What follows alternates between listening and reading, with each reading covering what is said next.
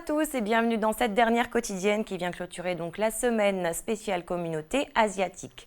Au sommaire de cette émission, nous ferons un petit peu de kung-fu avec Jamie, ce sera dans sa chronique C'est Sport. Puis Anna nous présentera l'association indonésienne du nord-ouest de la Calédonie, ce sera dans sa chronique On s'occupe de vous. Puis Davina nous parlera des instruments traditionnels indonésiens, on verra ça dans Demander le programme. Et on finira avec un sujet un petit peu moins réjouissant mais tout de même beaucoup plus préoccupant, la pollution en Asie, dans La Science et nous avec Mara. Mais avant, rejoignons notre invité du jour.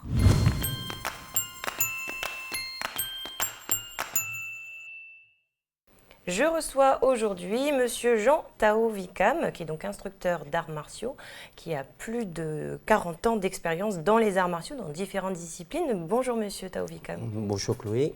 Alors dans un premier temps, vous êtes le responsable technique du centre d'arts martiaux de Nouméa. Est-ce que vous pouvez nous parler un petit peu de cette structure, depuis quand elle existe et qui est à l'initiative de sa création ? C'est mon initiative personnelle, donc j'ai créé cette association officiellement il y a 20 ans. Nous y enseignons le tai chi, le qigong, le kung fu, la boxe thaï et le full contact. Voilà, donc c'est une structure qui a à peu près entre 150 et 200 licenciés. D'accord, et depuis quand elle existe ? Depuis 20 ans. Depuis 20 ans, c'est donc vous qui l'avez créée ? Oui. Et alors, est-ce que vous pouvez nous parler un petit peu de votre parcours ? Mon parcours, c'est simple. J'ai commencé le taekwondo, j'avais 14 ans. Ensuite, j'ai bifurqué sur le full contact pour passer à quelque chose d'un petit peu de sport de pied-point pour que ce soit un petit peu plus viril. Après, je me suis mis à la boxe thaï, qui est encore devenu un peu plus tonique et un peu plus viril aussi. Et ensuite, avec l'organisation des Nuits des Arts Martiaux, j'ai fait la connaissance des moines de Shaolin qui m'ont à peu près introduit dans le monde du Kung Fu. Donc je pratique le Kung Fu depuis 7 ans maintenant. Et maintenant, l'âge approchant mes 61 ans, je me suis mis au Tai Chi et au Qigong pour travailler l'énergie interne. Et je pense que ça sera un très bon complément pour lorsque j'avancerai un peu plus dans l'âge. D'accord. Donc, tant de disciplines enseignées au Centre d'arts martiaux. Est-ce qu'on peut faire un petit peu un état des lieux des différentes disciplines, justement, que vous enseignez dans votre Centre d'arts martiaux ? Comment ça se passe ? Quelle est la situation actuelle aujourd'hui ? La situation actuelle, si on commence par le Kung Fu, j'ai eu à peu près plus de 80 licenciés l'année dernière en Kung Fu. C'est une progression constante. J'ai une section de Tai Chi Qigong qui est un petit peu moindre parce que c'est adressé à des personnes un peu plus mûres, qui veulent travailler un petit peu plus soft. Et c'est un travail de l'énergie où on allie les mouvements par rapport à sa respiration. D'accord. Voilà. Ensuite, j'ai une section de full contact qui démarre, qui marche depuis 30 ans et qui est en pleine expansion aussi. Et en ce moment, la grande mode, c'est la boxe thaï, le muay thai. Le muay thai, c'est l'appellation thaïlandaise de la boxe thaï. Et là, j'ai formé plusieurs champions de France, aussi en full contact. Et en toute discipline confondue, je crois que j'ai formé à peu près 25 champions de France. Ah oui. Alors justement, est-ce qu'on peut parler un petit peu du potentiel calédonien ? Quel avenir justement ? Parce qu'il y a beaucoup de jeunes Calédoniens qui sont, comme vous le disiez, qui gagnent le titre de champion de France. Comment ça se passe ? Comment ça a commencé ? Et puis quel avenir pour eux ? Ce qui est important lorsqu'on commence à pratiquer un sport, c'est d'avoir une rigueur dans sa façon de vivre. Voyez. Donc moi, lorsque mes élèves sont devenus champions de France au fur et à mesure, d'abord, première chose, c'est la relation de confiance avec le coach. Lorsque mes élèves montent sur un ring, je suis le troisième œil. C'est-à-dire que moi, en tant que coach, je dois être capable d'analyser leur adversaire. Et c'est moi à peu près, qui donne un conseil, qui dit, voilà, il faut partir à gauche, à droite, il faut tourner, il faut anticiper. Moi, c'est mon expérience qui sert à ça. Je ne peux pas boxer à sa place, mais il y a une cohésion, une complicité qui est très importante entre le coach et le combattant. Et mes élèves, on a une très grande affection entre les uns avec les autres et une relation de confiance totale. Et je crois que c'est ça qui fait que lorsque vous gagnez une compétition, moi, en tant que coach, je suis reconnaissant vis-à-vis de l'élève. Parce que c'est un travail personnel, c'est une concrétisation de beaucoup de souffrances. Parce que lorsqu'on enfin, on participe à une compétition, c'est beaucoup d'investissement physique et moral. Et moi, je suis toujours reconnaissant vis-à-vis d'eux. Mais une chose que je leur apprends toujours, c'est que dire, lorsque vous devenez champion de France, vous devenez champion, c'est peut-être à un échelon au-dessus, il ne faut pas jamais oublier que c'est pour vous. Par exemple, si dans 10 ans, on va dire, voilà, peut-être, qui connaît, si je fais comment dire, un exemple, qui connaît tout le monde connaît Mike Tyson en boxe anglaise, mais qui connaît le nom de l'entraîneur? Personne. Oui. Voilà. Donc moi, lorsque je dis c'est pour vous, c'est vraiment pour eux. On ne dira pas, ah mais ton entraîneur c'est Chantal Wickham. Non, c'est Jérémy Porcuit ou Vadim Nongaï qui a été l'un des premiers Mélanésiens qui est devenu champion de France de Muay Thai à l'âge de 16 ans. Et voilà, je leur dis toujours, n'oubliez pas, c'est un travail personnel qui va vous aider. Lorsque vous avez de la rigueur, la discipline dans votre vie, ça va vous amener beaucoup de choses dans votre vie future et dans votre vie professionnelle. D'accord. Alors justement, est-ce qu'il y a une possibilité de participer à des, pour les Calédoniens, je veux dire, hein, à des compétitions donc de plus grande envergure, des compétitions internationales? Oui, par exemple, sur la Muay Thai, on a 6 titres de champion de France. L'année dernière, on a encore ramené un titre en assaut, en Muay Thai, c'est chez les jeunes, et en classe B avec un senior qui s'appelle Jérémy Porcuit en moins de 76 kilos. Lorsqu'on est champion de France, vous pouvez être sélectionné dans l'équipe de France. Et lorsque vous êtes sélectionné dans l'équipe de France, vous pouvez après participer aux championnats d'Europe et ainsi de suite, à des compétitions, des grandes compétitions internationales. Donc c'est ce que je disais, le problème de nous, les locaux, c'est que lorsqu'on veut passer un échelon supérieur, on est obligé de s'expatrier. Donc il faut faire des sacrifices parce que souvent ils sont très jeunes, ils sont à peine majeurs, donc ils ne veulent pas partir, ne veulent pas quitter le pays, alors qu'en fait c'est le sacrifice à faire pour pouvoir justement aller plus loin dans sa discipline. Ben oui. Continuer ses études en France par exemple. Voilà, et de toute façon, je crois que dans la vie c'est comme pour tout. Hein. Si on veut progresser, il faut se sacrifier, il faut partir, il faut voir autre chose, et puis c'est ça la vie, parce qu'il faut s'ouvrir les horizons. Vous voyez, on ne peut pas avoir le beurre et l'argent du beurre. On vit dans un paradis. Moi, c'est ce que je dis tout le temps. La Calédonie, c'est un paradis. Donc, faut voir, à un moment, il faut regarder plus loin que le Faramédé. Oui. Quitter un petit peu sa bulle. Donc ça fait partie aussi des difficultés pour développer ces disciplines, c'est-à-dire donc faire des sacrifices pour pouvoir s'exporter. Et donc c'est au niveau là, de la rigueur aussi qu'on peut rencontrer des difficultés. Et puis en termes de logistique, de finances aussi, on peut rencontrer des difficultés pour le développement? Oui, bien sûr, parce que tout le monde croit qu'on part en déplacement sportif. Tout le monde nous dit subvention, subvention. C'est pas vrai. Les subventions, lorsque vous partez au championnat de France, vous recevez 140 000 francs pour un déplacement. Donc vous n'avez pas compté le supplément pour le billet d'avion, les frais de séjour et la nourriture. Donc tout ça, il faut quand même que donc les élèves sont obligés de participer un petit peu à leur échelon, à leur niveau. Nous, on essaye d'organiser, par exemple, des galas ou des grandes manifestations sportives pour avoir une rentrée financière pour pouvoir développer tout ça. On ne peut pas avancer dans le sport sans argent. Si on veut partir en Nouvelle-Zélande, en Australie, pour être confronté à d'autres combattants, pour s'améliorer, on est obligé de passer par ce stade. Ce n'est pas en restant ici. Donc, au niveau de la Ligue calédonienne des sports de contact, qui gère le full contact et la boxe taille, on essaye de faire le maximum de choses pour aider les jeunes dans l'avenir. Les accompagner au mieux, quoi. Bien sûr. Alors justement, prochainement, il y a un événement international qui va se dérouler donc ici, à l'Arène du Sud de Païta. Ce sera le 21 mars prochain. Total Muay Thai, ça s'appelle. Voilà. Est-ce que vous pouvez nous en parler un petit peu? Donc c'est une grande soirée de Muay Thai avec la participation exceptionnelle de Laetitia Lambert, qui est championne du monde de Muay Thai. C'est une métropolitaine. Donc nous allons organiser ça à l'Arène du Sud le samedi 21 mars. Il y aura 3 combats locaux avec des jeunes et 4 combats amateurs Nouvelle-Calédonie, Nouvelle-Zélande. Et la cerise sur le gâteau, ce sera Laetitia Lambert qui va combattre une Australienne avec un autre combattant français, un masculin celui-là, avec un très grand combattant australien. Donc c'est un gros investissement. On est en train de chercher les sponsors et j'espère que le public surtout va répondre à notre projet. En général, le public répond présent à ce genre Oui, d'événement? on n'a pas à se plaindre. Oui. Ouais. Alors, il y aura également en mai un championnat de France de boxe thaï qui se prépare. Voilà. Donc, au mois de mai, la fédération n'a pas encore fixé la date exacte. Il y aura 2 délégations. Une délégation en assaut, c'est-à-dire que l'assaut en Muay Thai, ça veut dire c'est pour les jeunes, moins de 18 ans. Et la compétition se passe de telle façon qu'on n'a pas le droit de se mettre KO. Il y a quand même des protections, où la technique prime. Et il y aura une délégation de 3 combattants pour aller à cette compétition. Et ensuite, il y aura 2 seniors qui vont, eux, combattre en classe B. Et là, c'est des combats au KO. D'accord. Voilà. Ah oui, jusqu'au KO. Voilà. Pour pouvoir gagner le combat. Voilà. Bon, ben... Donc, le système des championnats, c'est un système de tournoi où on passe les tours au fur et à mesure.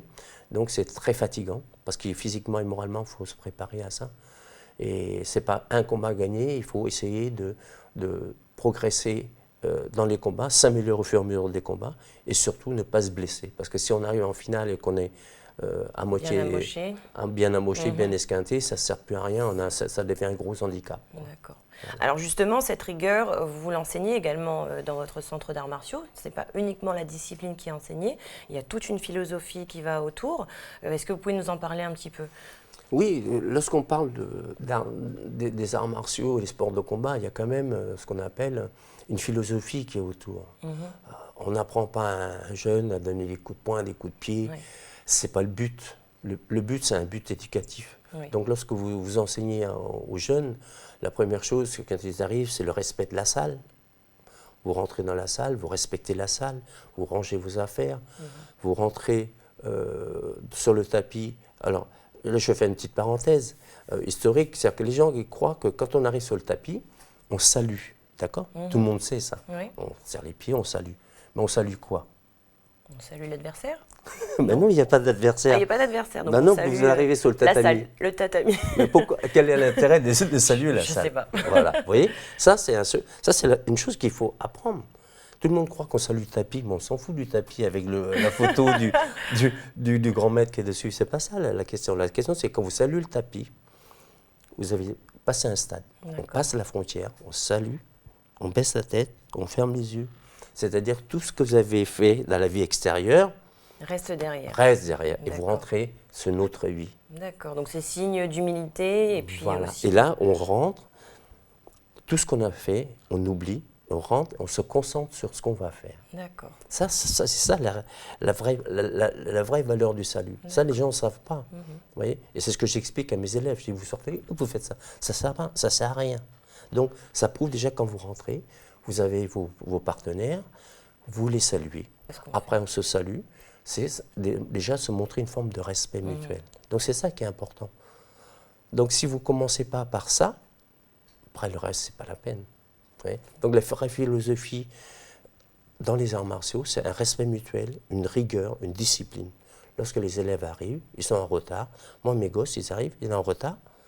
Je n'ai pas besoin de le regarder. Il s'assoit, hop, il se met, il fait ses 10 pompes. Mais pourquoi il fait ses 10 pompes ? Ce n'est pas une punition.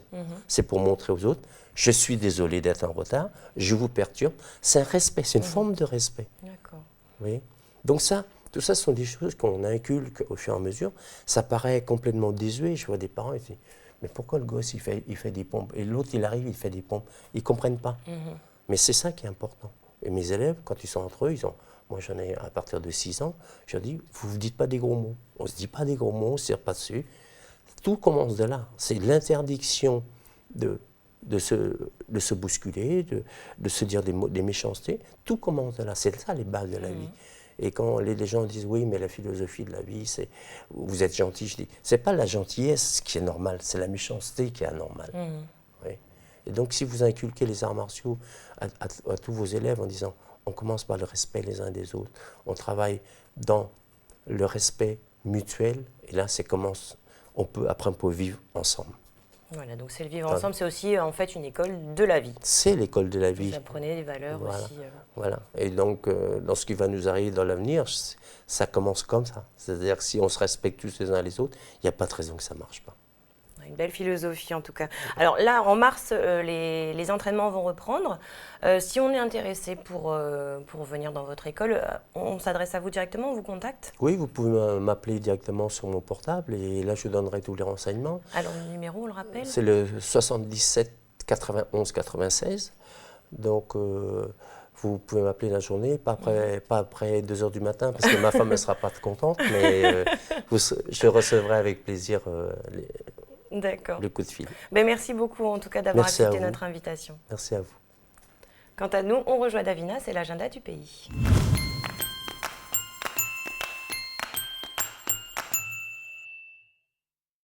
Salut Davina. Salut Chloé et bonjour à vous à la maison. Donc aujourd'hui, je te propose d'aller au Japon pour un événement assez particulier.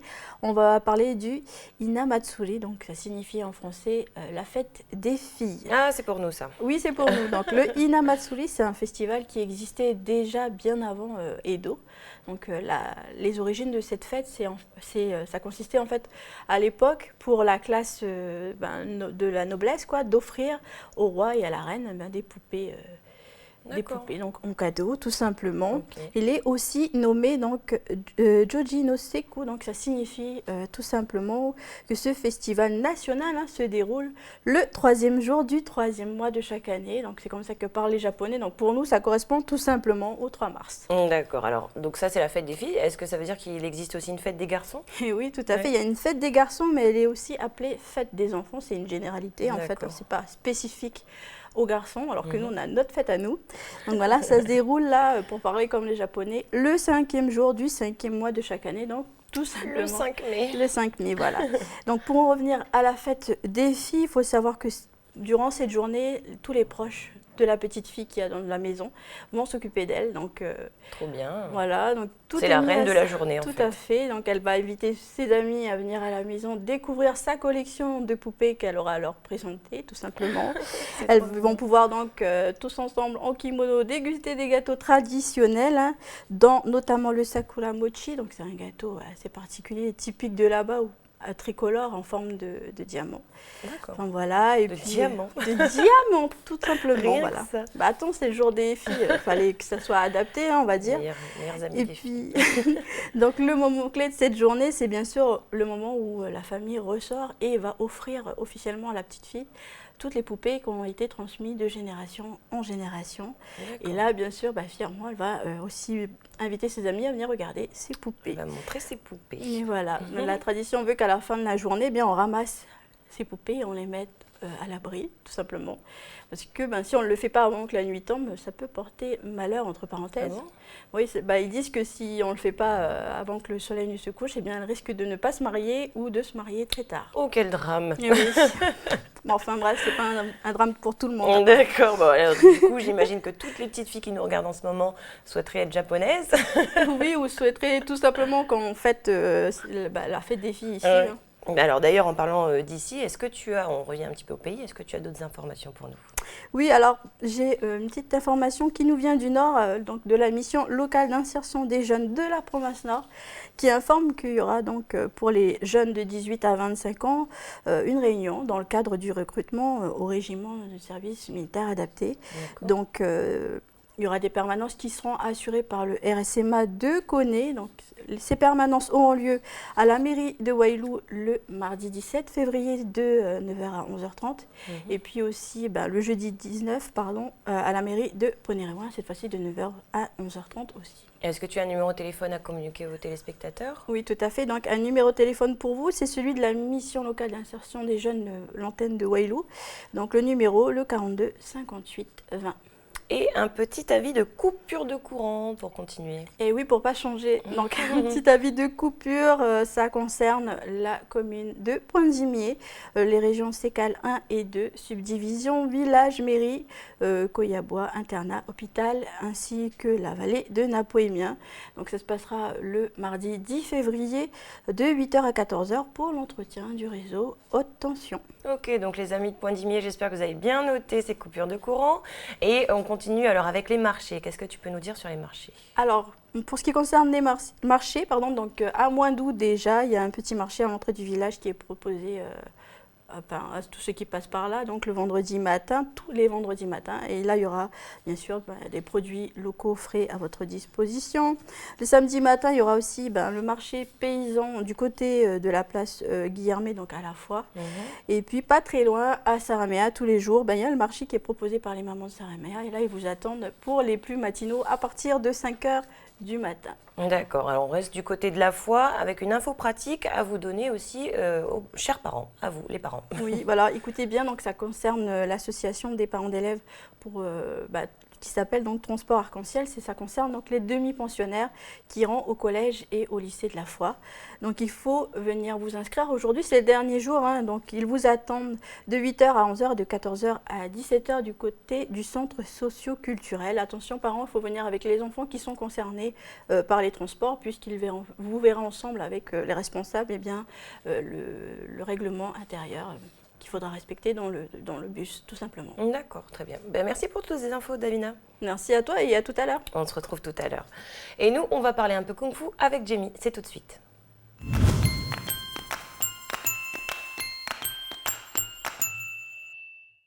Bonjour Jamie. Alors aujourd'hui, on termine la semaine avec le kung-fu. Voilà, tu fais bien quand même. Bonjour Chloé, bonjour à tous. Effort ou pratique morale, c'est la signification littérale du mot kung-fu. Le kung-fu dit boxe chinoise en français, en raison d'une analogie des styles externes, donc avec les boxes pratiquées en Occident, et wushu en mandarin désigne les arts martiaux chinois.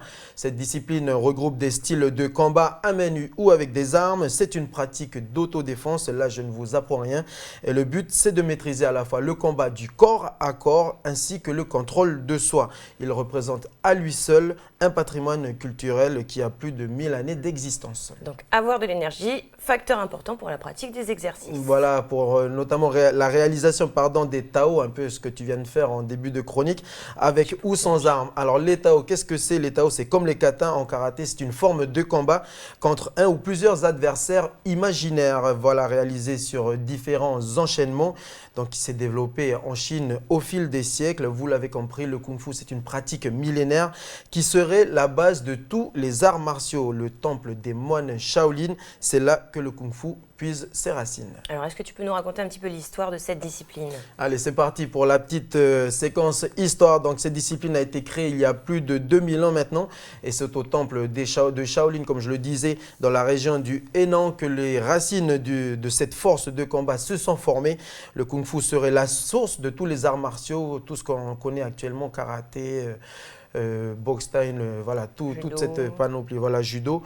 Et voilà, le kung-fu s'inspire, donc serait la source de tous les arts martiaux, et s'inspire des techniques animales donc, pour effectuer les Tao, ces enchaînements que je vous avais expliqué juste avant. Donc la force pour le dragon, la ruse pour le singe ou encore la rapidité pour le serpent. Les postures du combattant inspirées du monde animal améliorent sa force vitale aussi bien au plan corporel que spirituel. Alors, quelles sont les vertus du kung-fu?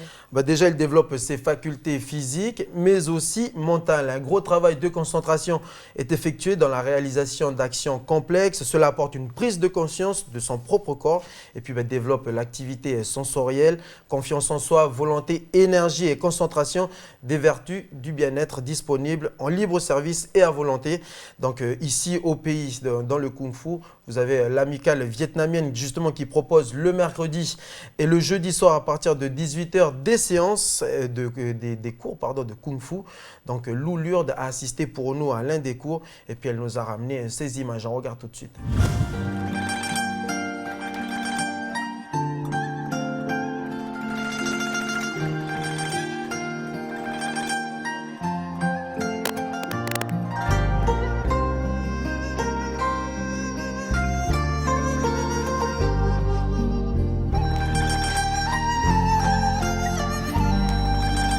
Kung Fu, c'est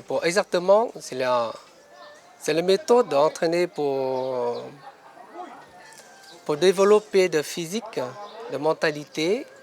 Et pour votre vie, dans la vie, c'est plus facile de passer les obstacles dans la vie. Oui, parce qu'entraîner Kung Fu, on n'a pas en compétition comme les autres clubs, faire les ceintures ou Et pour entraîner les examens, les ceintures, tout ça, et pour nous, il n'y a pas ça.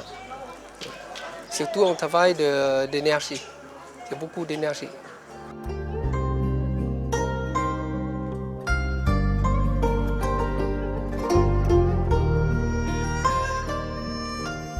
Le Kung Fu, pour moi, c'est un sport que je voulais faire depuis très très longtemps, qui représente beaucoup de choses.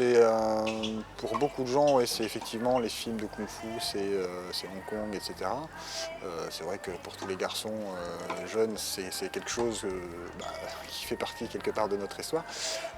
Pour ma part aussi, mais oui, c'était surtout l'esprit Kung Fu que je recherchais.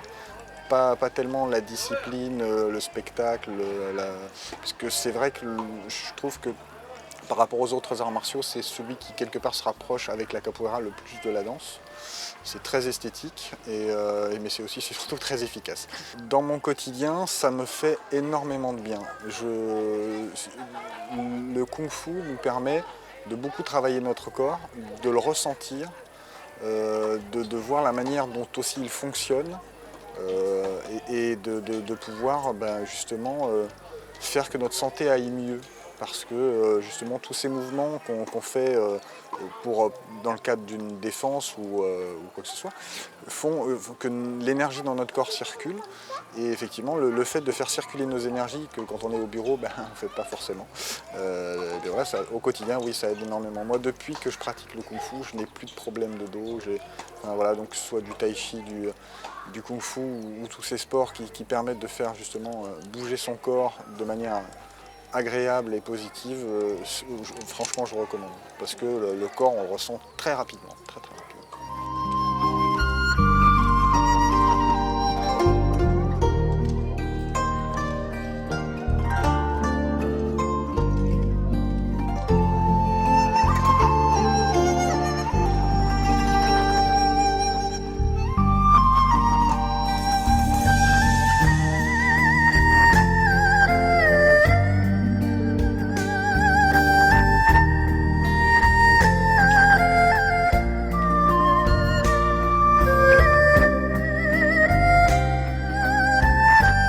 Le Kung Fu parce que plein de choses différentes, parce que des armes différentes, du sabre, de la hallebarde, de la lance, du fléau, enfin plein de choses complètement différentes. J'ai eu pratiqué d'autres sports comme arts martiaux par le passé et c'est vrai qu'on n'avait pas toute cette variété. Et là on a aussi bien le combat avec les mains, le bâton, enfin plein de choses complètement différentes qui créent de la nouveauté presque à chaque fois, quoi. Alors c'est une arme qu'avaient généralement les gens qui gardaient les palais. En fait, ce sont essentiellement des armes, oui, je dirais de défense. Alors c'est une hallebarde, voilà, qu'en vietnamien on appelle Nam Dao. Voilà. Après il y a d'autres armes beaucoup plus agressives, offensives, comme le sabre qu'on pratique également. Après, les armes principalement utilisées au Kung Fu sont toutes des dérivés, ou pratiquement toutes des dérivés, généralement de ce qu'utilisaient les paysans chinois. Donc comme le fléau qu'on retrouve, comme la chaîne, enfin plein d'instruments en fait qu'ils utilisaient au quotidien, les fourches, etc. Tout était utilisé, récupéré pour faire des armes dans le cadre du Kung Fu, et ensuite ont été améliorés avec le temps. Mais au départ, ce sont vraiment des armes de paysans. Différents courants du Kung Fu se sont développés déjà dans les différentes régions de la Chine. Donc vous avez différents types de Kung Fu, dont une méthode que les enfants connaissent entre guillemets un petit peu par le dessin animé Kung Fu Panda, où donc c'est le Kung Fu qu'on dit animal, avec donc le singe, le tigre, le dragon, enfin tout plein de positions qui imitent les mouvements des animaux. Je veux dire, c'est un esprit avant tout le Kung Fu, c'est l'esprit du guerrier, je dirais, plus que l'esprit du combat.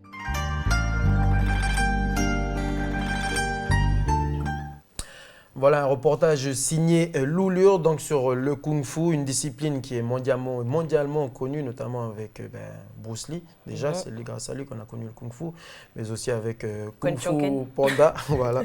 Donc officiellement, le Kung Fu qui est officiellement présent sur plus de 80 pays dans le monde. 3000, c'était le nombre de combattants présents lors du dernier championnat du monde à Jakarta et ce n'était que la 6e édition donc, que la capitale indonésienne accueillait. Alors, est-ce que c'est une discipline connue en Nouvelle-Calédonie? Alors c'est une discipline oui, connue justement par l'intermédiaire de Bruce Lee. Tout le monde a vu les films de Bruce Lee et puis à chaque fois quand on jouait, quand on était gamin, on s'amusait à reproduire les gestes de Bruce Lee. Mais après dernièrement, tu as Kung Fu Panda aussi qui donnait une bonne leçon de Kung Fu avec la maîtrise de l'énergie, la maîtrise de son corps et surtout pour apporter un bien-être. Donc oui, on peut dire que c'est une discipline connue, mais après ici en Nouvelle-Calédonie, on va dire qu'elle est connue, mais elle n'est pas assez pratiquée. 4, justement, c'est le nombre de clubs existants ici sur le territoire pour plus d'une centaine de licenciés et avec des compétiteurs sans compétition. Et oui, c'est la situation actuelle de nos pratiquants, car le pays ne dispose d'aucune ligue, par conséquent, aucune compétition ne peut être organisée, ça c'est pas un secret. S'il n'y a pas de ligue, il n'y a pas de compétition reconnue. Il y a 10 ans, une délégation de Calédoniens, donc pratiquants, s'était rendue sur Paris pour obtenir une adhésion auprès de la Fédération française de Kung Fu. Il y a un déplacement qui a été sans succès puisque pour des raisons de dossier pas assez solides et ils n'avaient peut-être pas les bons arguments pour décrocher l'adhésion. La Calédonie n'a pu s'affilier à la Fédération française de Kung Fu. Voilà, quel dommage comme tu dis. Un véritable coup dur pour le Kung Fu local qui depuis n'a pu véritablement décoller et n'a pu connaître, on va dire encore une fois, un véritable essor. D'accord. Alors, que faudrait-il faire, selon toi, pour que le Kung Fu puisse réellement se développer? Alors, la question qu'il faudrait se poser, c'est demander pourquoi ça ne marche pas. Ici, il y a 4 ligues. Et le problème ici, c'est qu'avec le Kung Fu, il y a un manque de visibilité qui est assez flagrant. Je sais que c'est un peu contradictoire, ce que je dis, mais dans le sens où le Kung Fu, c'est pas un peu comme le Taekwondo, c'est pas comme le karaté, où on entend parler sur tout le territoire qu'il y a des initiations, des stages de découverte ou des compétitions tout simplement qui sont organisés. Donc après, si les pratiquants ne savent pas que le Kung Fu ici est pratiqué, c'est vrai que c'est difficile pour ces pratiquants justement de se présenter auprès des clubs pour en pratiquer. Donc déjà, il y a un gros problème de visibilité, communication, en fait. De communication pour faire la promotion de cette discipline, même s'il y a des soirées, la nuit des arts martiaux, tu sais, qui ont été organisées à 3 reprises ici dans la salle de Lansvata, justement pour faire ce gros travail de promotion. Ce n'est pas suffisant, parce que là, c'est juste une seule personne d'un seul club qui organise la nuit des arts martiaux. Voilà, donc, et puis par contre, si tous les clubs jouaient le jeu et collaborer un peu plus entre eux, ça apporterait plus de visibilité. Et puis s'ils peuvent s'organiser pour pouvoir mettre en place des tournois, même s'il n'y a pas de ligue, même si on n'est pas affilié à la Fédération française, il y a toujours moyen de pouvoir organiser des tournois, des stages d'initiation, justement pour que les pratiquants qui soient au nord ou aux îles, enfin pas les pratiquants, mais des personnes intéressées par le Kung Fu, puissent savoir vers quelle porte ils puissent se retourner pour justement intégrer l'un des 4 clubs. Déjà, il y a un gros problème là-dessus.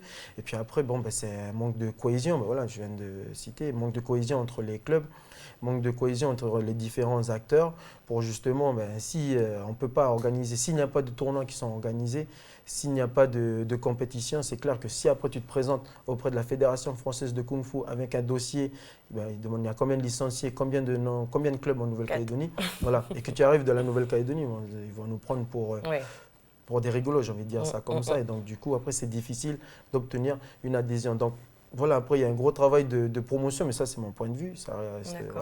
Après, peut-être que les personnes, les principaux acteurs du Kung Fu local auront leur opinion, puis je suppose que ce sera la meilleure, puisqu'ils sont dedans depuis des années maintenant.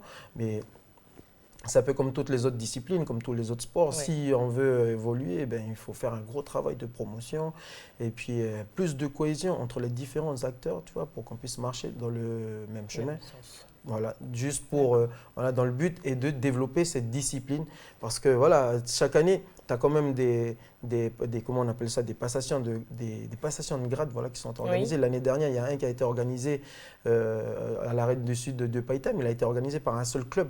C'est le club de Païta qui a fait venir justement un maître australien. Tu vois, c'est l'initiative propre du club. Si tous les clubs avançaient dans ce sens-là, le Kung Fu, il aurait plus de visibilité et plus de pratiquants qui viendront s'inscrire auprès des clubs. Voilà, comme tu fais. Tu veux refaire parce qu'on ne l'a pas vu. Je crois que j'allais m'inscrire, moi. Vas-y, n'hésite pas. J'ai trop d'énergie. Alors, tu as 4 clubs disponibles sur le net. D'accord. Merci beaucoup Jamie, bon week-end. Merci Chloé, merci à tous et puis bon week-end. Quant à nous, on retrouve Anna, on s'occupe de vous.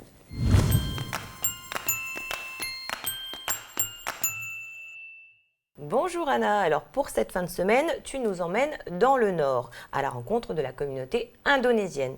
Donc l'association indonésienne Nord-Ouest, l'AINO, avait organisé le mois dernier une sortie afin de rassembler ses adhérents et ses sympathisants. Bonjour Chloé et bonjour à tout le monde. Oui, nous allons dans le nord, comme tu le disais, plus précisément du côté de Poya, la tribu de Netea. Donc c'est dans cette tribu que l'association a voulu emmener donc ses adhérents pour passer une journée agréable de détente et de rencontre. Mais bon, comme nous parlons Indonésie, donc je voulais faire un petit point, on va dire, géographique, historique un peu sur l'Indonésie. D'accord. Alors nous, on fait court, hein, on dit l'Indonésie, mais en fait, c'est la République d'Indonésie, à savoir. Donc, en Indonésie, donc, il y a 17 508 îles hein, qui sont comptabilisées. Ça fait beaucoup, et donc ça en fait bien, le plus grand archipel du monde. Alors, il y a une population qui est estimée quand même à 250 millions de personnes. Ah oui. Et il s'agit donc du 4e pays le plus peuplé du monde. Ensuite, qu'est-ce qu'on pourrait dire encore? Eh bien, c'est le premier pays à majorité musulmane, donc pour le nombre de croyants. Et puis, c'est la 3e démocratie en nombre d'habitants. Alors, la capitale de la République d'Indonésie, tu peux me dire le nom? Jakarta? Voilà, c'est Jakarta, bingo, Chloé. Donc, la capitale, Jakarta. Et puis, il faut préciser que, donc, à travers comme il y a de nombreuses îles, du coup, ça fait que l'Indonésie, eh bien, elle comprend de nombreux groupes distincts culturellement, linguistiquement, je vais y arriver, et aussi religieusement. D'accord, donc la communauté indonésienne est bien intégrée ici depuis plusieurs générations. Exactement, Chloé. Alors, retour encore historique. À la fin du 19e siècle, donc, Java est sous la domination néerlandaise. Donc, la population autochtone donc, elle subit les affres de la famine. C'est un pays où il y a très peu de terres à cultiver. Donc, les gens, qu'est-ce qu'ils font? Eh bien, ils s'en vont. Ils vont chercher du travail ailleurs. Donc, ce qui fait qu'à partir du 6 janvier 1896, eh bien, ce ne sont pas moins de 20 000 travailleurs indonésiens qui viennent donc s'installer en Nouvelle-Calédonie. D'accord. Cela jusqu'en 1949. Ensuite, on retrouve donc les Javanais, comme on dit, comme on les appelle, donc comme travailleurs hein, dans les plantations, comme garçons d'étable, de bétail. Et puis souvent, eh bien, ils sont sous-payés, maltraités à la limite de l'esclavage. Mais ça, je ne vais pas trop en parler, puisqu'il y a eu un magazine de faits justement sur la communauté indonésienne par notre collègue Mathieu Le Barbier. Donc, pour continuer, donc, à partir du début des années 50, eh bien, ce sont des milliers donc, de Javanais qui sont bloqués ici, en Nouvelle-Calédonie. Et entre-temps, le pays est devenu indépendant. Donc, il y en a qui veulent retourner là-bas. Et ce qui fait qu'il y a 80% donc, de la communauté qui retourne donc, en Indonésie. Et puis, il y a seulement entre 1600 et 2000 donc, qui restent ici. D'accord. Parce que entre-temps, il y en a qui sont nés ici. Donc voilà, ils restent ici. Et puis ils sont bien intégrés. Et puis voilà, aujourd'hui, eh bien, cette communauté, elle revendique donc ses coutumes ancestrales et artistiques. Et puis elle se considère aussi calédonienne, donc à part entière.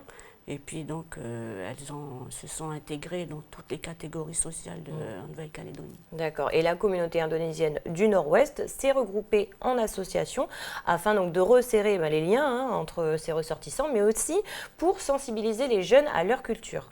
C'est ça, Chloé. Et puis, il y a aussi un autre objectif qui est donc poursuivi par l'association, c'est en fait de venir en aide aux personnes âgées. Alors comment? Eh bien, en les faisant sortir, ça peut être en allant au restaurant, ou en allant à la plage, voilà, des sorties détente. Puis il y a aussi des visites, on peut leur rendre visite à domicile, ça fait toujours plaisir de recevoir de la visite. Aussi, ça peut être une aide financière aussi, ou même en leur apportant de la nourriture. Voilà un peu comment l'association vient en aide aux personnes âgées. Et puis c'est aussi en participant à tout ce que la communauté indonésienne met en place ici par rapport aux cérémonies. Hein. Par exemple, la cérémonie qui est dite du 7e mois. Donc l'association Aino essaye de faire participer ses adhérents à tout ce qui se fait en fait avec la communauté indonésienne du territoire. Et ça c'est important parce qu'il faut que les jeunes générations soient imprégnés de cette culture pour pas qu'ils oublient, quoi, puis qu'ils comprennent aussi un peu la culture indonésienne. Donc moi, Chloé, maintenant, je te propose donc de regarder le reportage qui a été tourné dans le Nord par Chloé, par toi, que je regarde mon panier, par Stéphanie Marlier et Prosper Pagou. Je te propose de regarder le reportage.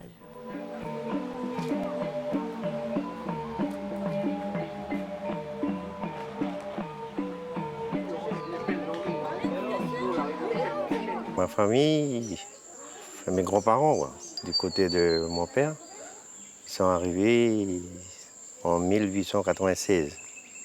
C'est pour travailler dans le café-riz, quoi. Et on a créé l'association indonésienne du Nord-Ouest. C'est pour se retrouver, nos vieux, normalement les jeunes aussi, quoi, s'ils veulent venir avec nous. C'est pour se rencontrer, pour parler de notre histoire. Allez, bon appétit tout le monde. Merci. Alors, ici avec les trucs, la mère grande. Nous sommes environ 70 adhérents. Il y a une cotisation annuelle et 2500 francs. Puis comme il y a des manifestations comme ça, c'est ma femme qui appelle tous les adhérents, quoi. S'il peut venir ou il ne peut pas venir.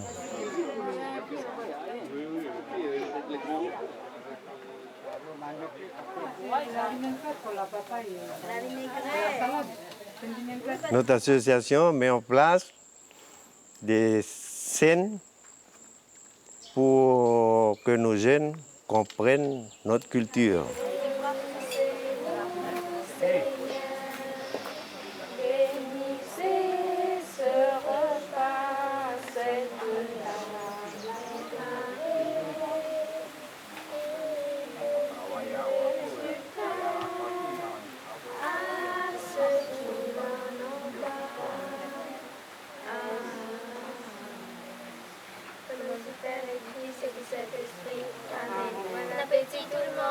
Il y a une certaine frange des enfants qui sont déjà au niveau familial proches des traditions. Moi, ce qu'il faudrait, c'est que d'autres se rapprochent plus de notre communauté pour connaître même, puisque même certains enfants étant de notre communauté n'ont pas côtoyé les traditions communautaires. Dans notre culture, le décès, il faut préparer le mort, il faut le baigner, il faut le mettre dans le linceul. Ça fait qu'il faut que on veut transmettre notre culture à nos jeunes, quoi. Mais en fin de compte, notre association, c'est pas juste de Koné. Ça part de Népui jusqu'à dans le nord, jusqu'à ceux qui veulent rentrer, de Ouégoua, de Kouma. On a déjà été avec nos vieux, nos jeunes, on était jusqu'à Koulnoué, on était au Konyombo, on était à Tumbala, on était à Bouraï, on était à Nouméa, on était à La Foi. Durant toute l'année, on ne se voit pas. Et arrivé à la fin de l'année, on a toujours des repas, des sorties. Et voilà, c'était une très belle journée. Au nom de l'AINO et de tous ses adhérents, nous vous remercions de nous avoir accueillis dans ce lieu. Et nous sommes très contents de cette journée. Surtout dans un cadre comme celui-ci. Ça nous permet de nous retrouver au moins une fois dans l'année, alors que chacun va à ses occupations durant l'année. Alors là, on se retrouve, on revoit les anciens et les nouveaux aussi, puisqu'il y a aussi des naissances. Donc ça nous permet de, disons, des journées qui servent à faire passer le relais et à transmettre, disons, les traditions un peu, si on veut. Merci pour l'association, aussi pour la journée qu'on a passée ensemble ici au JP Première. Et par rapport à ça, on dit merci les rois et bonne santé, surtout nous les vieux. Oui. Oui. Aujourd'hui c'était chouette. Je me suis bien amusée avec mes cousins et cousines. On s'est baigné à la rivière. Quand on a pris le car, c'était chouette aussi. J'ai trouvé la journée excellente et très bien au niveau accueil et au niveau convivialité.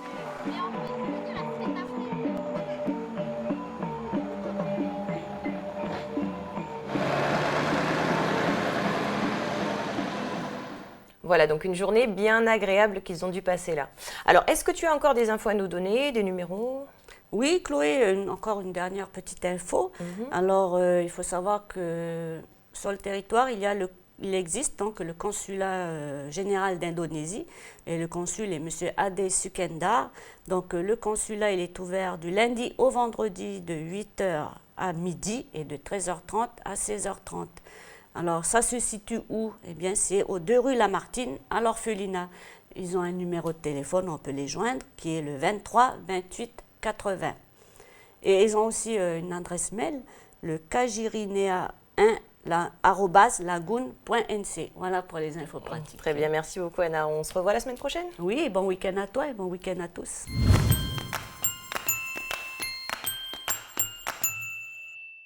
Aujourd'hui, dans notre Fin Bon, on reste toujours dans notre semaine spéciale Asie et on découvre la recette de la fondue chinoise. Alors, la fondue chinoise, c'est un plat convivial, tout comme la fondue bourguignonne, la fondue savoyarde, la raclette ou encore la pierrade. Par contre, c'est un plat qui a l'avantage d'être un peu moins calorique. Donc, c'est un plat qui est originaire de la Chine du Nord ou de la Mongolie. Mais pour le moment, nous partons dans le nord de la Calédonie, dans un restaurant de Koné, pour découvrir la recette de la fondue chinoise. C'est parti.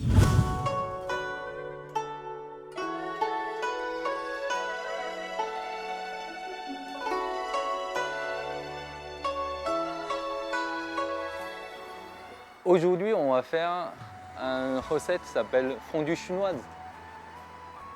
C'est facile à préparer, et c'est très convivial et c'est très savoureux. Avant tout, pour réaliser le fondue chinoise, il nous faut une marmite comme celle-ci et un appareil boiler. Ça peut trouver dans la grande surface, comme des matériels de camping. On le chauffe comme ça, on met l'eau à bouillir. Tout d'abord, je vais préparer deux bouillons, un qui est épicé, un qui n'est pas épicé. Comme ça, on a 2 choix. Et c'est très important, le bouillon pour la fondue chinoise, parce que c'est lui qui portait tous les goûts. Donc, on peut le préparer bien et rapidement. Donc, on commence par un bouillon aux légumes à base d'aromatiques asiatiques. Et voilà, l'eau il est bouillir, on met les navettes dans l'eau et les carottes ici, on met dedans. Et après les l'ail épluché, l'ail frais épluché. Et après les gingembre, on va faire émincer les gingembre frais, ça rapporte des goûts. À la fin, on met les citronnelles. Par contre, les citronnelles, on peut servir que la racine. C'est ça où il y a plus de goût.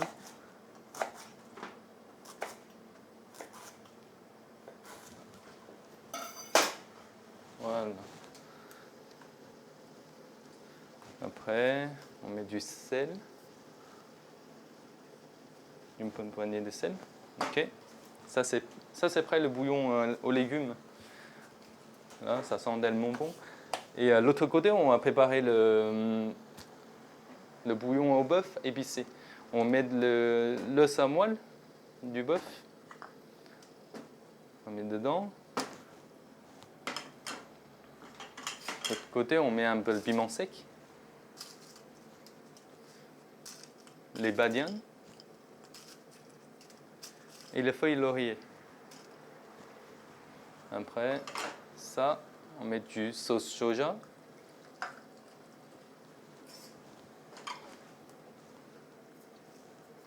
Du sel. Les graines de sésame.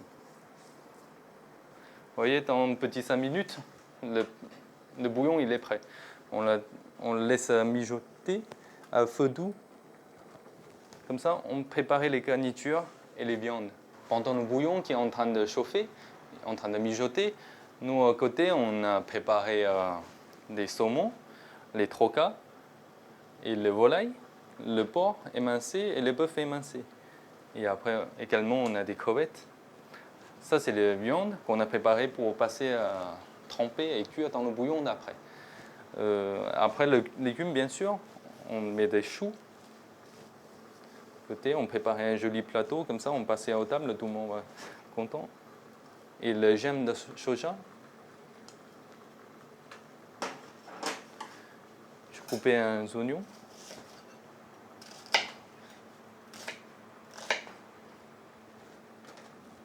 Ok, je mets dans le plateau.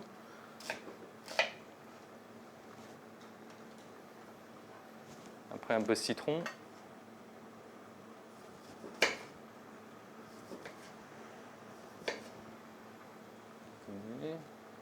De citron, et un tomate.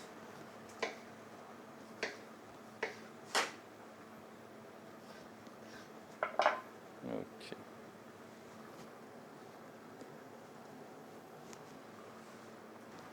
Et si vous préparez ce fondue chinoise, vous pouvez varier les aliments qu'on trouve chez vous ou tout ce qu'on peut. Et tout ce que vous aimez, vous pouvez passer dans le bouillon, selon votre goût. Et les légumes d'ailleurs aussi, si vous préférez le taro ou le légume local plutôt, vous pouvez aussi tremper dans le bouillon et puis avec la sauce épicée ou la sauce plutôt naturelle. Ça se consomme tout le monde ensemble, aux alentours de la table. Le principe, c'est comme un barbecue dans le jardin, mais le fondue chinoise, c'est tout le monde passer les cuissons ensemble en table. Donc on préparait simplement le produit cru et après on préparait un bouillon. Et après on se trempe le produit dans le bouillon, on se cuit avec ce qu'on aime, avec les cuissons qu'on préfère. Il n'y a pas besoin de quelqu'un qui s'occupe de la cuisine pour tout le monde. On peut se manger les alentours ensemble en même temps. Et c'est très bon, c'est une sensation de fraîcheur, oui, comme on dit, c'est surtout ça, quoi. Et c'est surtout la convivialité. C'est que généralement, on pioche un peu de ça, et on trempe, c'est sympa, quoi. Moi, j'aime bien.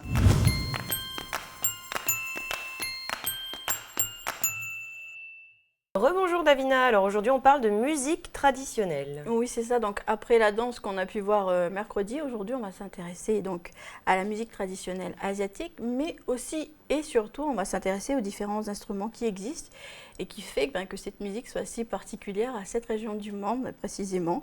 Et d'ailleurs je pense que la musique est encore moins connue que la danse à travers le monde. Oui, c'est vrai. Donc pour remédier à ça, j'ai décidé tout comme mercredi de vous donner quelques petits exemples. D'accord, alors on commence par quoi? Où est-ce qu'on va? Je te propose qu'on commence par le Japon. Là-bas, donc, la musique traditionnelle s'appelle le minyo. Et donc, voilà, c'est vraiment spécifique à la région du Japon. Tout le monde se reconnaît dans cette musique. Et tu le sais, d'ailleurs, les Japonais sont très patriotiques. Donc, tout ce qui vient de chez eux, ils aiment, hein, forcément. Donc, voilà, ce mot vient de différentes expressions. Vient notamment de inakabushi, qui signifie donc chant de la campagne, et de inauta, donc chant rural. Donc, ça traduit vraiment que c'est des gens qui viennent du Japon profond. Voilà, tout à fait. Du terroir. Il y a différentes variantes de ce minyo, mais d'ailleurs, pour te citer un exemple, pour te dire combien il y en a énormément, sur l'île d'Okinawa, par exemple, tu peux en trouver différentes sortes. Déjà, rien que sur une petite île, il y en a vraiment beaucoup. Ouais. Donc, tu imagines sur l'ensemble du Japon ce que ça donne. Ouais. Alors, est-ce que le minyo est accompagné par des instruments? Oui, tout à fait. Alors, cette musique est accompagnée par différents instruments composés par un orchestre. Donc, tu vas trouver le koto, donc c'est une longue harpe plate. Après, tu auras le ichigenken, donc cette fois-ci, c'est plutôt une sitar à cordes. Après, tu vas trouver le tangori, c'est plutôt les instruments à cordes pincées. Il y a le yokobue, donc là, ça désigne un peu tout ce qui est flûte traversière en bambou principalement. Oui, d'accord. Après, tu as le horogai, donc c'est cette corne qui est faite à base de coquillages. C'est la toutoute japonaise. C'est la toutoute japonaise, on va le dire comme ça. D'accord. Et ailleurs en Asie, est-ce qu'il existe d'autres instruments? Qu'est-ce qui existe comme instrument? Eh bien, écoute, à Bali, tout comme à Java ou en Thaïlande, on va trouver le même ensemble musical propre à ces régions indonésiennes, on va dire. Ça s'appelle donc le gamelan. On a pu en parler. On avait parlé avec le lelong, la danse. Tout à fait, c'est ça. On en a parlé mercredi. Ceux qui nous avaient suivis ont pu notamment comprendre que c'était essentiellement les hommes qui composaient ces ensembles musicaux, parce que les femmes dansent, donc eux, ils jouent, ils jouent des instruments. Donc même si tu le trouves en Thaïlande, c'est vrai qu'elle est quand même plus populaire dans les régions comme Java, comme Bali, plutôt qu'en Thaïlande. D'accord. Alors, qu'est-ce qui compose cet orchestre? Quels sont les instruments? Alors, le gamelan est composé essentiellement de percussions, de gongs, de xylophones, des fameuses sitars, mais il y a aussi le joueur de kedang, c'est lui qui donne le rythme, et c'est lui qui est vraiment le chef d'orchestre, on va dire. Donc voilà, après, je peux te dire que, comme tu le sais, tu l'as dit, tu ne peux pas parler du gamelan sans parler du lelang, les deux vont vraiment ensemble. Donc là, c'est uniquement les femmes qui dansent et les hommes qui jouent la musique. D'accord, du coup, ça m'intéresse, tous ces instruments traditionnels. Est-ce que tu as pu avoir des images pour nous? Oui, alors écoute, je te propose qu'on aille voir ce petit reportage de notre collègue Alexandre Sigura. Il a suivi pour nous la présentation de 3 différents instruments traditionnels indonésiens que l'on utilise notamment pour rythmer l'art martial, le pencak silat. Donc je vous propose que l'on regarde tout de suite.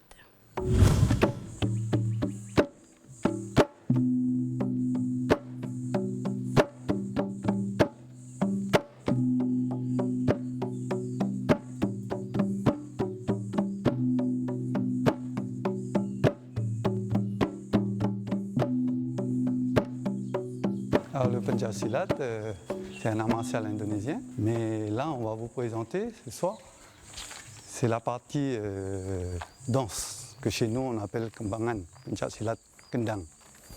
Alors pourquoi kendang? Parce que on utilise justement 2 kendang et un gong, et normalement pour les 3 autres, c'est le flûte, le suling et le kecapi, comme le sitar, et une sorte de trompette. Et là, on n'a pas les 3 autres éléments, mais avec ces 3-là, on peut déjà bien faire pour que celui qui est le danseur du pencak silat peut bien danser, parce que ça, c'est vraiment la base. Alors, le kendang est fait avec... il y a 2. Il y a là pour les plus aigus et la plus grave. Alors, c'est fait avec un tronc d'arbre creusé à l'intérieur, et la partie aiguë fait avec la peau de chèvre, normalement. Et la partie plus grave, c'est avec peau de vache. Pareil pour celui-là le plus grand. Alors celui-là, c'est l'accompagnement, tambour d'accompagnement. Et le tambour principal, le kendang qu'on appelle chez nous, c'est la partie que j'appelle soliste, le solo.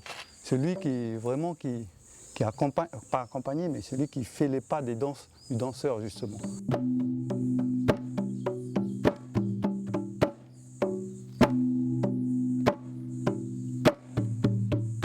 Alors au début, c'est le rythme, c'est l'ouverture. Donc il y a un rythme, une cadence. Après, il y a la marche. Alors la marche, ça change la cadence. La marche, donc le danseur, il danse vraiment. Et les pas, il faut toujours suivre ça ici. Et à la fin, ça dépend des danses, des fois c'est plus long, plus court.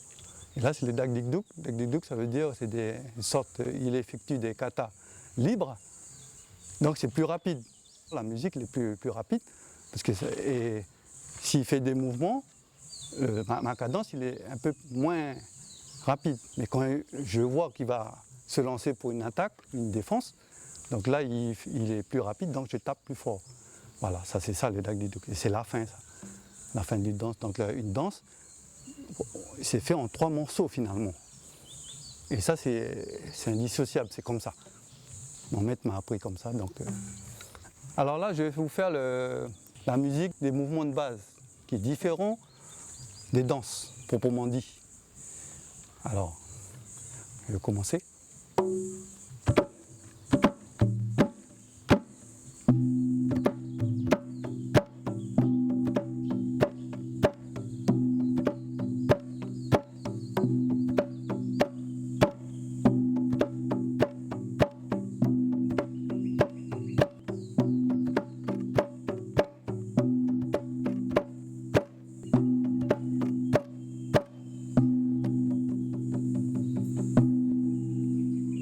Les formes de kendang, de Pencak-Silat, comme ça existe aussi à Bali. Et à Bali, les 2 côtés sont dans la même circonférence. Voilà. Et à Java, l'île de Java, là où nous on est originaires, nos parents, il y a un plus petit, c'est lui qui fait le solo, pour ainsi dire, et l'autre un peu plus grand. Voilà. Et pour parler de pourquoi dans le Pencak-Silat, il y a des tambours, des instruments. Et ils n'ont pas inventé, ils ont, pour ainsi dire, repris sur les gamelans, comme ça existait ça depuis au temps des rois, au temps des sultanats, tout ça. Les femmes y dansaient, les hommes aussi. Mais dans le Pencak, ça n'existait pas les danses de Pencak. Et eux, comme ils sont obligés de faire, parce que bon, par rapport à la colonisation, c'est interdit, et donc ils ont pris des tambours adaptés à leur rythme, plus soutenu, plus rapide, pour ainsi dire, avec un gong, et puis, comme je vous ai dit tout à l'heure, les autres instruments. Voilà. Donc c'est ça l'explication, c'est tout. Maintenant, je vais faire pour les danses proprement dit. Alors la cadence est très différente, rien à voir. Alors je commence. On fait petit calan comme avec Mas Michel, là. Allez.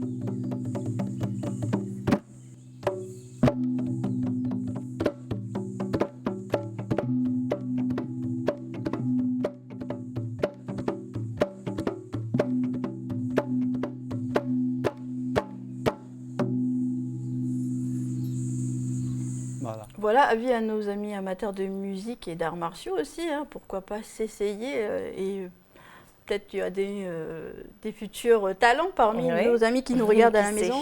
Qui sait, en tout cas, c'est avec ce reportage que se termine pour moi cette semaine dédiée à l'Asie. Eh bien, merci à toi pour toutes ces infos. Et puis, on continue avec les différentes expos qui sont visibles en ce moment. Oui, alors on va parler essentiellement aujourd'hui des expositions qui sont visibles du côté du centre culturel Chibaou. Il y en a quand même 4. Hein. Donc on va commencer avec Knamaken, donc, qui présente le travail de près de 60 artistes de tout le pays, donc de Nouméa, de Kanala, des îles Loyauté, de Thio, de Yaté, enfin voilà. Ce sont pas moins de 120 créations dans le domaine de la vannerie qui sont proposé. C'est visible donc jusqu'au 15 février en salle Konwi, donc n'hésitez pas. Ensuite, il y a toujours aussi l'exposition Coutume Kanak, visible en salle Kavitara et en salle Kanake, donc jusqu'au 16 mai 2015, qui s'installera d'ailleurs par la suite à Tokyo et à Paris. Donc c'est pas mal de savoir ça. Le partage, hein, on va dire ça comme ça, de ce que nous on fait chez nous. Avec une grosse expo. Voilà, tout à fait. Donc ce reportage, vous le savez, il est réalisé par notre ami Sébastien Lebègue. Il est basé sur des témoignages de personnes d'ici qui donne un peu un aperçu de comment on voit, nous ici, la coutume et comment on se place par rapport à ça. Donc il a été réalisé à travers le pays et c'est donc une bonne occasion aussi pour nous de découvrir de redécouvrir ce qui se passe ailleurs que chez nous, dans notre petit coin. Donc là, il a traversé Wailou, il est allé jusqu'à Yingen, Ouégua, etc. Il a même fait les îles Loyauté, donc à découvrir ou à redécouvrir. Et puis toujours au centre culturel, il y a aussi l'expo avec tonton Marcel, là, de Bernard Verger. Oui, c'est ça, donc ça s'appelle De l'art ou du poca. Donc ça réunit plus de 1500 œuvres, donc c'est pas rien. Et puis c'est aussi le moment de se concentrer sur, c'est un truc bien de chez nous, on va dire comme ça, à voir aussi, à découvrir, c'est pas mal. Et puis dans l'allée centrale, il y a encore visible donc les albums de Mascart. Donc ça regroupe les photos d'époque, puisqu'elles datent des années qui vont de 1929 à 1935 et ça a été donc à l'origine fait et proposé par les frères Mascart, donc Paul et Roland. C'est issu de leur collection personnelle et donc ils le mettent à la disposition de tous, on va dire. Ils le partagent à travers donc cette expo visible dans l'allée centrale du centre culturel. D'accord. Alors, est-ce que tu peux nous rappeler les horaires et les jours d'ouverture du centre pour ceux qui souhaiteraient donc venir voir ces une ou deux expos ou alors même toutes les expos tant qu'à faire? Oui, alors je vous rappelle donc que le centre culturel Chibaou est ouvert du mardi au dimanche de 9h à 17h. Il n'est pas ouvert les jours fériés, donc notez bien. Il y a aussi un numéro de téléphone pour vous si vous souhaitez avoir des informations complémentaires, le 41 45 45. En tout cas, moi je vous conseille peut-être pas d'aller voir les 4, mais au moins d'en choisir une ou deux et puis de vraiment se concentrer sur ces une ou deux expos. Voilà. Très bien. Mais merci beaucoup pour toutes ces infos, Davina. Merci à toi, Chloé. Bon week-end et puis à la semaine prochaine. Merci beaucoup. Quant à nous, on retrouve Mara pour La Science et nous.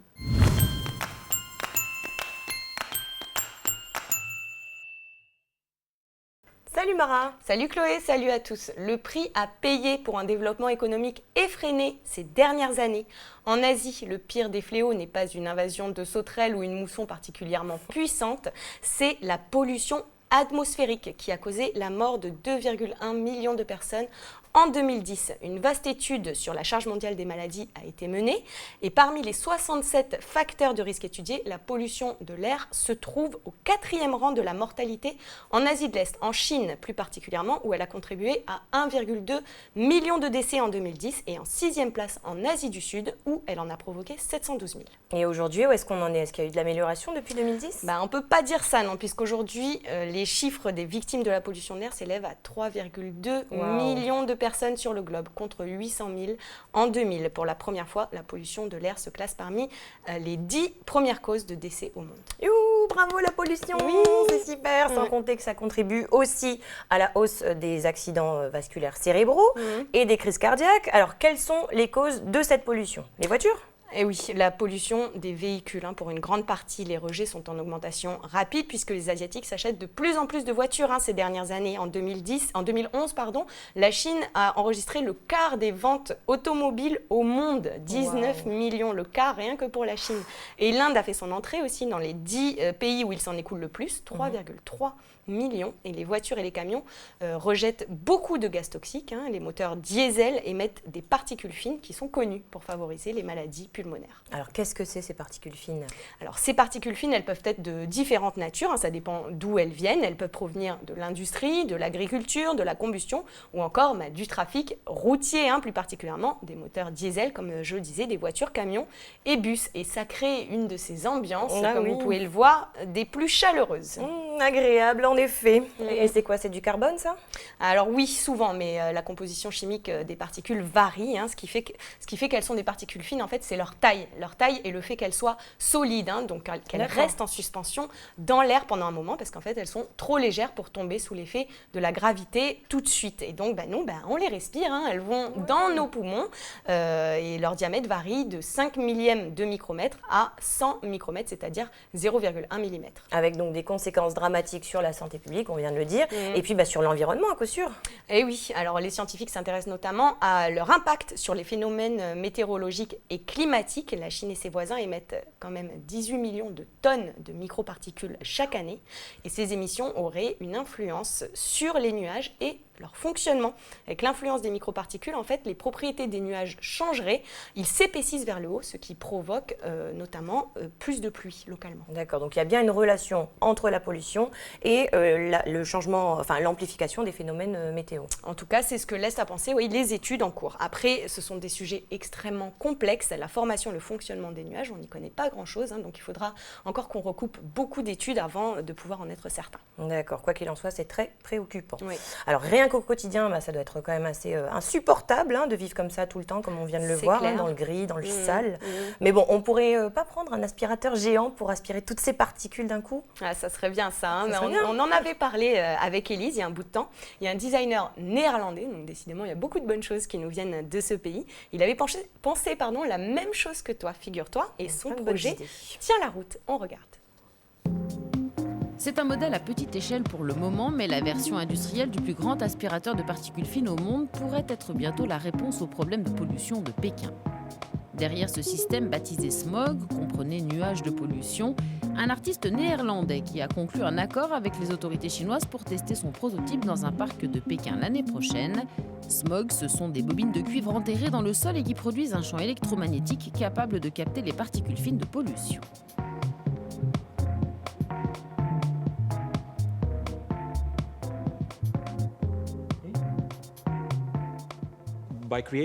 En créant un champ d'ions, toutes les particules à l'échelle nano se chargent positivement. Donc, lorsque le sol est chargé négativement, vous pouvez les faire glisser sur le terrain et purifier l'air à hauteur de 75-80%. L'élément très important avec cette technologie, c'est qu'elle est sûre. Elle est déjà utilisée dans les hôpitaux et est intelligible en termes d'énergie. Afin d'obtenir 30 000 mètres cubes d'air purifié, on utilise seulement 30 watts. C'est comme pour une ampoule. Et Pékin est l'une des villes au monde qui a le plus besoin d'air pur. Des décennies de croissance effrénée ont engendré un énorme nuage de pollution. La pollution de l'air est un problème récurrent que les dirigeants de la ville ont bien du mal à gérer. Dan Rosegaard en est certain, le smog peut aider à renverser la vapeur. Selon lui, le système permettra la formation de larges trouées de 50 à 60 mètres de diamètre dans le nuage de pollution et qui laisseront à nouveau apparaître la lumière du soleil. Et l'artiste va plus loin. Si l'objectif est de compresser et de stocker les particules récoltées par les bobines de cuivre, Dan Rosegaard veut transformer le tout en bijoux. Nous avons regardé les particules du smog et nous nous sommes rendus compte qu'une grande partie d'entre elles était formée de carbone. Or, quand vous mettez le carbone sous pression intense pendant 2 ou 3 semaines, vous obtenez des diamants. Nous parlons de milliers de mètres cubes comprimés dans une sorte de bague. Et si l'on comprime énormément, on obtient des diamants. Il y aura différentes séries. Nous compresserons un peu moins la plus grosse série de telle sorte qu'elle se cristallise. Vous verrez toujours le smog, mais ce sera plus beau. Et en partageant ou en vendant une bague en diamant comme celle-là, une smog bag, vous offrirez 1000 mètres cubes d'air propre à la ville de Pékin. Si Pékin a promis de débloquer 23,8 milliards d'euros pour lutter contre la pollution, Dan Rosegaard reconnaît que des technologies comme la sienne sont plus un moyen d'attirer l'attention sur le problème qu'une solution viable à la pollution de l'air de la ville. Reste que pour lui, Pékin dispose d'un environnement adapté pour tester son système, notamment car elle est située dans une vallée peu vantée.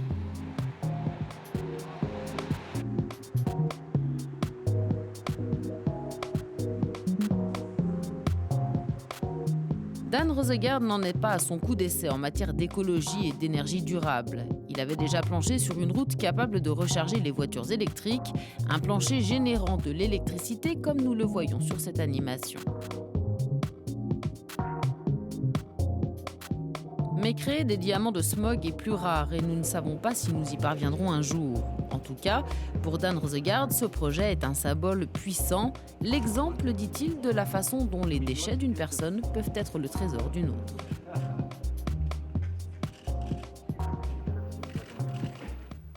C'est vrai que de transformer la pollution en diamant, c'est pas mal si c'est un jour possible. Oui, alors pour attirer l'attention sur le problème, oui, bonne idée, mais comme il le disait lui-même, c'est pas ça qui va régler le problème de la pollution. Mais la Chine est en train de changer déjà, et il y a du progrès, la population est déjà alertée et informée sur les dangers de la pollution. En même temps, c'est difficile d'ignorer le problème, il n'y a qu'à regarder autour de ça. C'est clair, mais il faut savoir aussi que dans les grandes villes de cette région, le fort taux de pollution tient aussi à des conditions atmosphériques assez particulières, qu'on retrouve d'ailleurs dans toute l'Asie, le continent le plus affecté par l'émission de particules fines dans l'atmosphère. Alors certes, le développement économique y est pour beaucoup, mais il n'est pas le seul. La dispersion de cette pollution est bloquée en partie par les moussons qui créent l'équivalent d'un anticyclone dans les hautes altitudes et qui génèrent en fait un véritable réservoir à pollution au-dessus de la Chine. Une raison de plus pour s'occuper du problème. Et oui, alors la conférence de l'ONU qui se déroulera à Paris en fin d'année, donc en 2015, apportera certainement des éléments de réponse, on l'espère, mais en attendant, il reste aux habitants de ces villes à vivre dans cette purée de poids. Alors régulièrement, il y a des pics de pollution pendant lesquels on ne voit même plus les contours des immeubles, ils apparaissent dans le flou et le soleil ressemble à la lune en fait en plein jour. En 2012, il y a un pic qui avait plongé la ville dans le noir à midi. En plein midi, il faisait tout noir. Alors il y a de nombreux habitants de la ville qui sont équipés pour se protéger comme ils peuvent, donc ils portent des masques soit en papier comme vous avez pu le voir dans le reportage ou en tissu. Parfois, c'est des modèles aussi ultra perfectionnés pour ceux qui ont les moyens. Donc, c'est privilégié, mais c'est pas tout le monde. Ils ont aussi des purificateurs d'air pour chez eux, pour leur bureau ou encore pour l'habitacle de leur voiture. Alors, comment ça fonctionne? On regarde. Obtenir un air de qualité à l'intérieur de son véhicule, c'est possible grâce à un filtre photocatalytique installé dans le système de climatisation. Procédé imitant la photosynthèse des plantes, la photocatalyse est une technologie d'oxydation puissante. Elle résulte de l'action simultanée d'une source lumineuse UVA et d'un catalyseur. Les UV excitent le catalyseur, ce qui provoque la désintégration des molécules polluantes. Le catalyseur le plus employé est le dioxyde de titane. Le dispositif est installé dans le circuit de climatisation de manière à ce que le radiateur soit à l'extérieur. À l'intérieur, il y a une plaque de titane. Grâce à un processus électrochimique, des nanotubes apparaissent.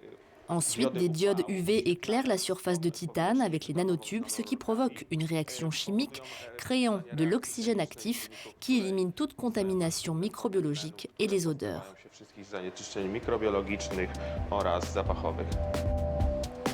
Le dispositif a été testé en laboratoire. Il utilise le radiateur et la ventilation du véhicule. Selon les premières recherches, le dispositif est efficace, éliminant jusqu'à 98% des champignons, de bactéries et de virus dans les aérateurs de la voiture.